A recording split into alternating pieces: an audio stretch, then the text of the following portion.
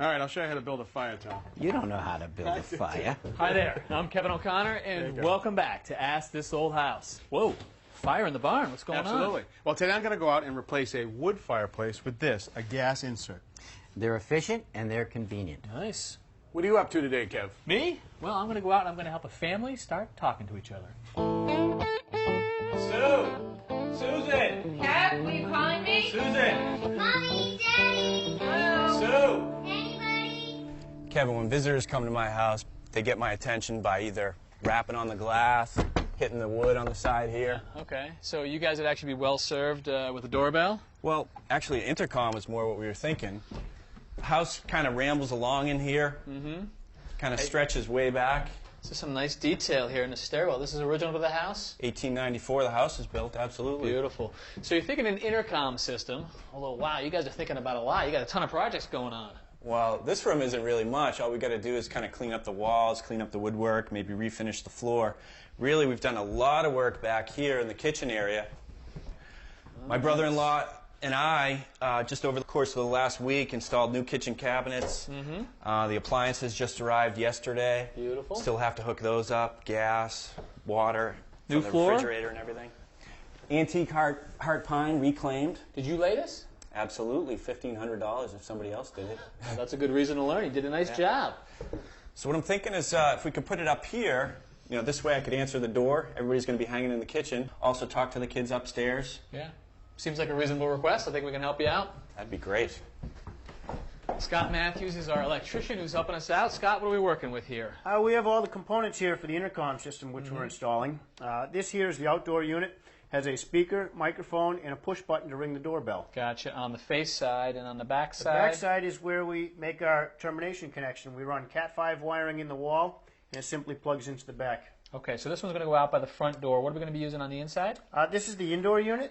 We'll be installing one here on the second floor and also one in the kitchen. Gotcha. On the back side, it has the same type of connection that we plug our Cat 5 wiring into. And Very where is simple. the Cat 5 going to?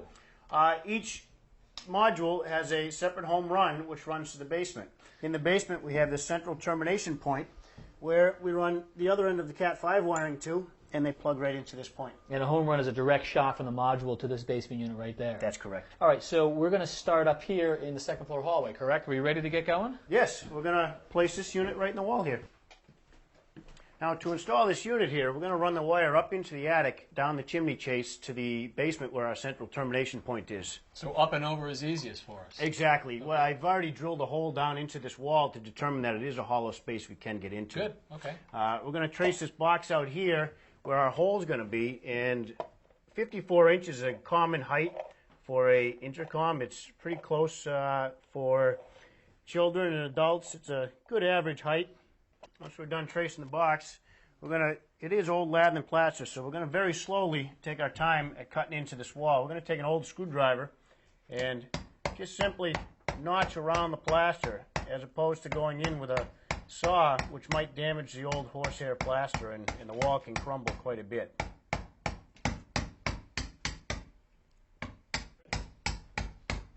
So just little taps on the screwdriver. You're not even actually penetrating all that plaster, just a dotted line outline. Exactly. We want to break the surface, and then we can scratch a little deeper once we get the perimeter of the hole cut.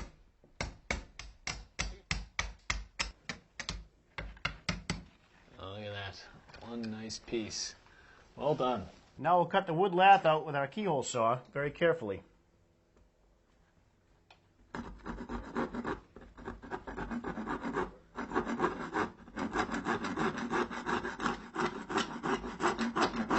I like to leave a little bit left on one side while I cut the opposite side. It holds the wall together a little better.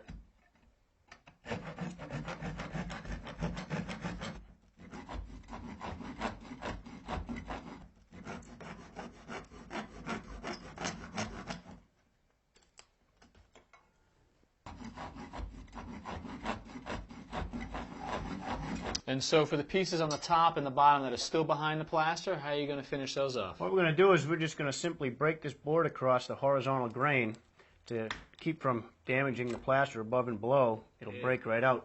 Boy, that was nice.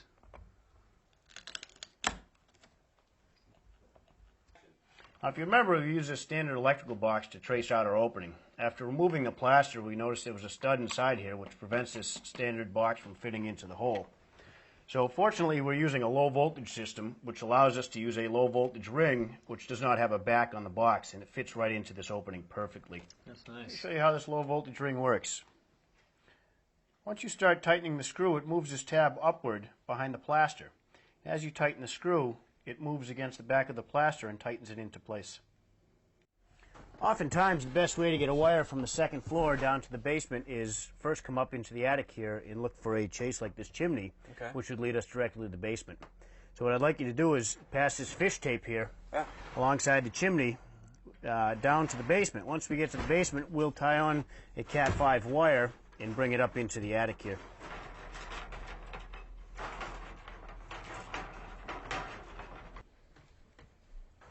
Now we have our wire connected in the basement. We can pull it up to the attic here and then drop it right down to the intercom unit on the second floor. Cool. Now we're pulling this cable underneath the floorboards from the chimney. Next, we're going to pass this shorter piece of fish tape down the wall to our second floor intercom opening.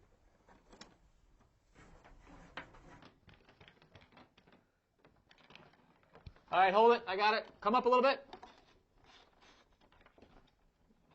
A little more. All right.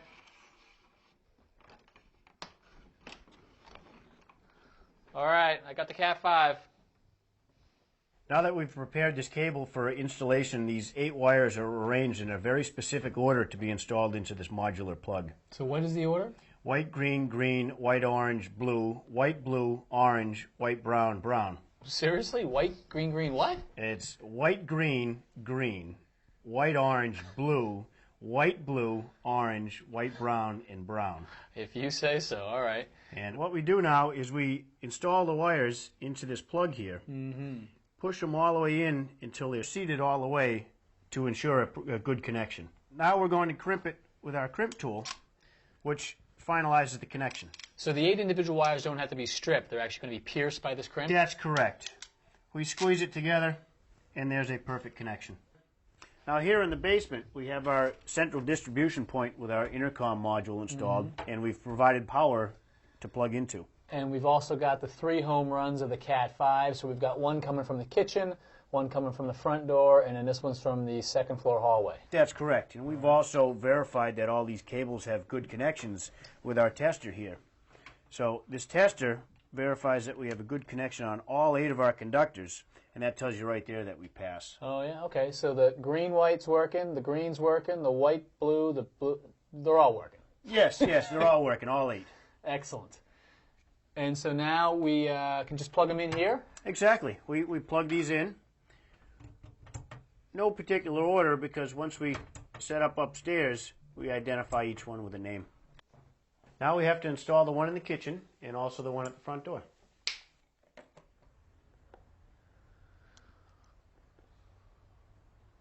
Let's give it a try. We'll be their first guests.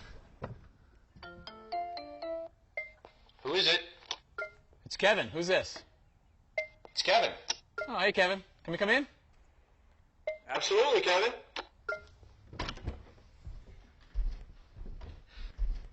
That chime you heard from outside is programmable to 20 different tones that we can program the system to. Okay. Also, another nice feature is if we have more than 2 intercoms, we can address an individual room as opposed to broadcasting the entire house. That's a nice feature. What do you think, Kevin? Well, I like it, but more importantly, let's find out what our homeowner thinks. So, Kevin, what do you think? This is really great, guys. I really appreciate it. Thank you so much. No more yelling in this house. Nice job, Scott.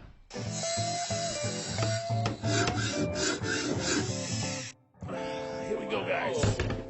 3 great clues. All right. It's green, Oh, that's good. it's plastic, and it's round. Oh, Those thank are you, great. Roger. Yeah. What is it? Well, first of all, Roger, you left out a very important component to this. I didn't want to give it away. The stand. All right? All right. What's the best thing we like to do when we go home at night? We turn the TV on. Easy. No, across the nation, everybody does it. They turn it on and they play the lottery. They're looking for that number. This is a play-at-home lottery game. Okay. You spin it, right? And this teaches you how to pick that magic number. Spin it. Everybody ready? Come on. Oh, look at him. Reach in there. I think it's in there. Come on, Here baby. it is. Here it is. 9. Yes. Wait a minute. Could be 6. Oh, yay! Protest. No, I saw this the other day, actually. I thought it was a pretty good idea. You know, bowling is really a popular thing all around the country. Oh, yeah. But for kids, it can be really demoralizing. You know, they go out there and they take that little ball and it goes all the way down, goes in the gutter, might miss the pins. Oh, gosh. This is Mega Ball. We also call it Strike-O-Matic. It has a handhold, finger holes right here, and this very handy handle right here. Say that a Handy few handle. times. Oh, Thank yeah. you. Say that a few times fast. So, now, you get there, you line it up. You ready?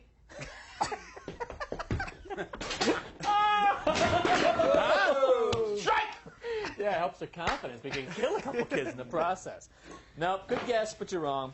All right, guys, what is the worst part of the week, other than coming to work with you clowns? Garbage night. Sure. Right, you got to drag those big, heavy barrels out to the curb. My bring kids right hate it. back. My kids hate it. Not with this. Check it out. You just put your garbage right in here all week long, Yeah. fill it up with Yeah. the bags, and then on Monday night, that's garbage night in my town, Yeah. after you've sealed it up, like this, Yeah. you just roll it to the Pretty good. curb. The garbage men, when they're done, they just roll it back to you. What do you do? I live on a hill. Hill's a problem. Garbage men don't always roll it back. But it works. Kev, you're close. You actually fill it with stuff, but you don't fill it with trash. You fill it with organic material from your house. This is a compost. You just take the top off. Banana peels, apple cores, anything. Paper. You fill it up in here. You add some water, and then the important thing to making compost is to get air into it. And these tubes are going to allow air to go in. The compost. Right, so you seal it up.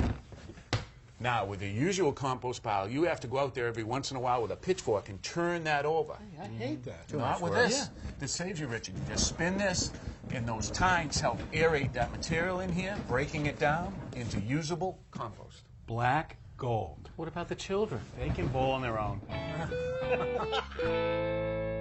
Richard, the reason I wrote to you is that I love a big fire, but in the 20 years I've lived here, this fireplace has always smoked. And so it's gotten so I just don't even use it anymore. We hear that as a common complaint. The other thing about a wood fireplace like this is it often is very inefficient. You know, you might have plenty of heat coming out when the fire's at its highest point, but after that point it starts to cool and all the air inside the house goes right up the chimney, and you can't really close off the damper until it's shut off. Today, we're going to install a gas insert. Now, people love these because they're convenient. You hit a button and the fire comes right on, but there also is no issues with the draft like you had. It takes its air from outside and it vents to outside using a fan. Now this unit is going to mount right here. You can see we've already run some electrical behind it. I'm going to run a gas line, but our installation really starts today on the roof to run our air and vent lines. John Sullivan's a local stove and fireplace expert, going to help us with the installation today. So what's our first step? Our first step is removing the existing cap from this chimney. All right. First thing I'm going to do is remove these screws holding the top onto the mesh so that we can remove the whole top. Got it? Yeah, thank you. This cap is secured to the top of the chimney with silicone sealing, which I'm going to remove now.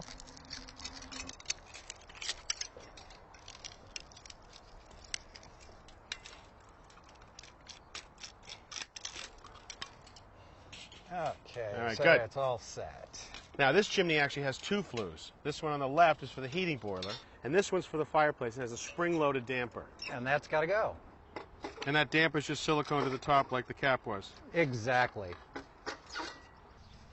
With the cap and damper removed, we're going to put these two flexible aluminum liners down the fireplace foot. They're two different sizes. Yeah, this one is actually going to bring all of the combustion air to the insert So itself. the air to be burned goes right down to the insert. Yeah, and this one has the flue gases exiting from the insert. Okay, good. So it's time to go back up. Yeah.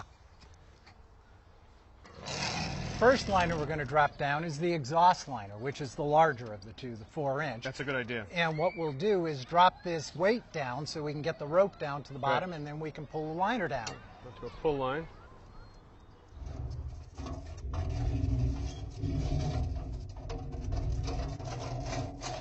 Almost there. Okay.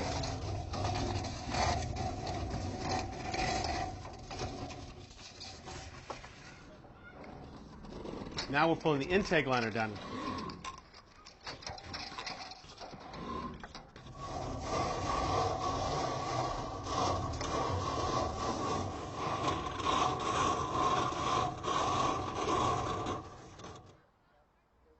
To seal the flue and keep the rain out, we're going to put this top plate on and seal it with high temperature silicone.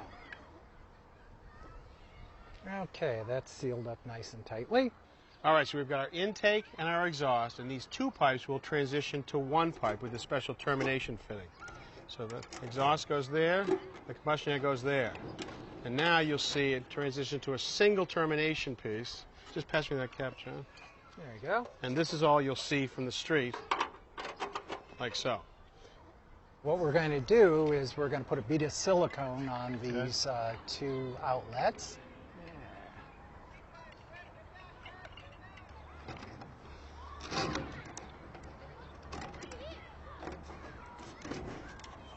Okay, let's get a couple screws in there.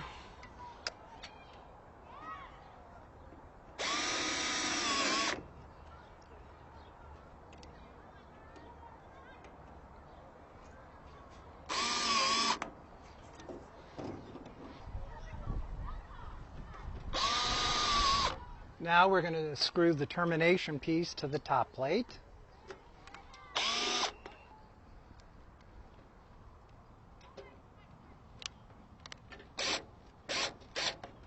Good?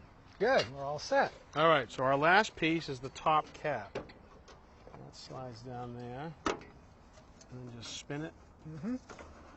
Good. Yeah, you're locked All right. right up. Now, John, to keep the critters out of the flue that comes out from the boiler, you've got this ingenious cap with spring clips right here. We just wedge that down. Right. Well, down here in the basement, my work actually begins. This is the base of the chimney right here. And the fireplace is right up above it? Yep, just above your head.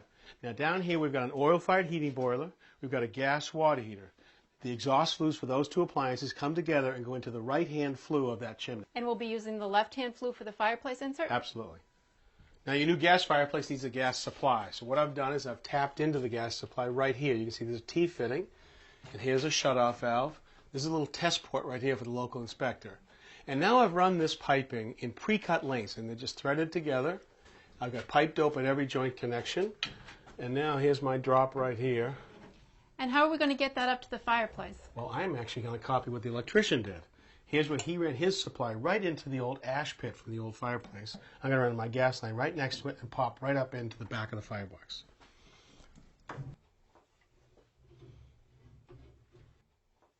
All right, I've run my horizontal line down in that ash pit. Now I just have to catch that pipe down all the way down at the base. I think I got it. Yep. All right, so now we have our gas coming up from the ash pit to the firebox right here. I put an elbow on. And now I want a service shutoff called a gas cock right here. So that, I've put some pipe dope on my threads. I just want to tighten that up.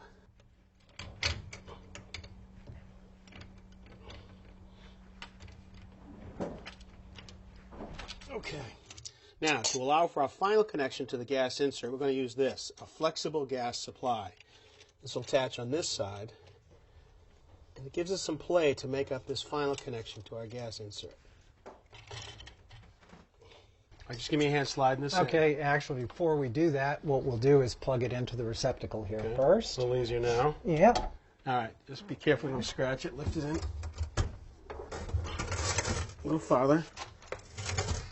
All right, so now I can make my gas connection right here.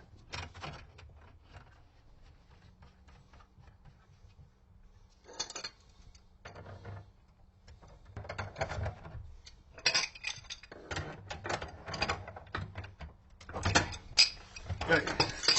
Slide it back a little bit more. All right, good. I've made the gas connections, but I'm going to turn on the gas downstairs and test those connections. Okay, and I'll make the exhaust and the intake connections here. We're using the high temperature silicone, which can withstand temperatures up to 500 degrees to make the connection down here.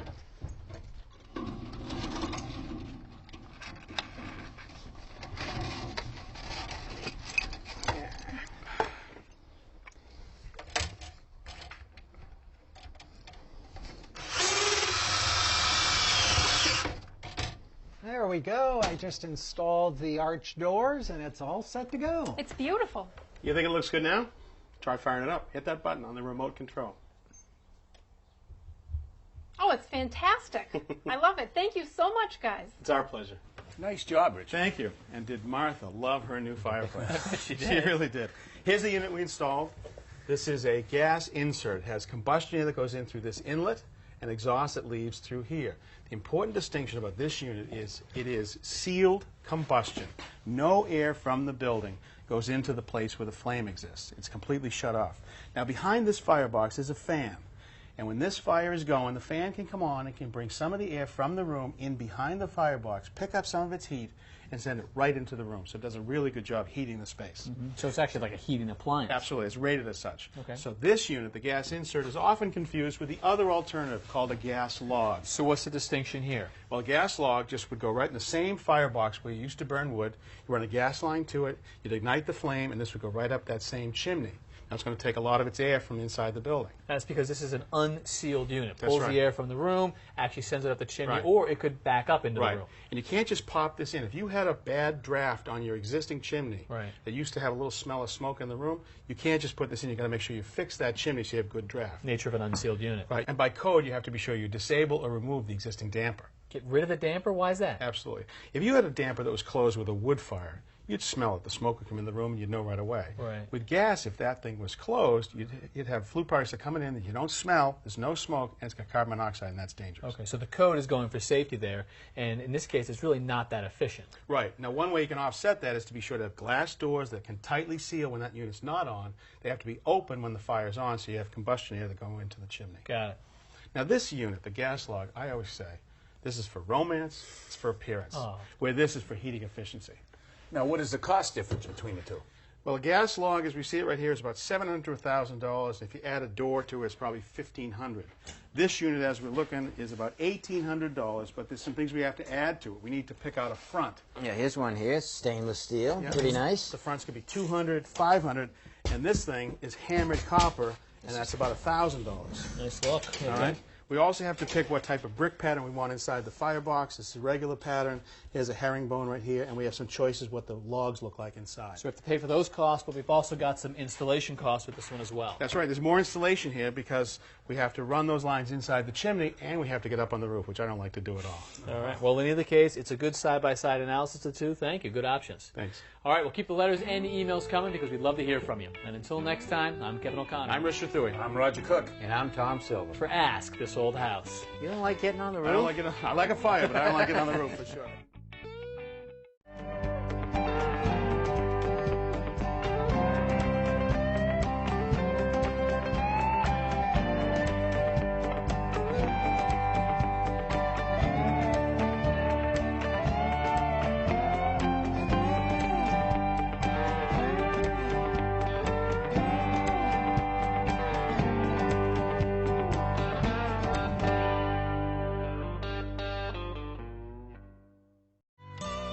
Next time on Ask This Old House. Today we're out on the road in Baltimore, Maryland, known for its beautiful inner harbor, blocks and blocks of historic row houses, and the famous Maryland crab cake. Delicious.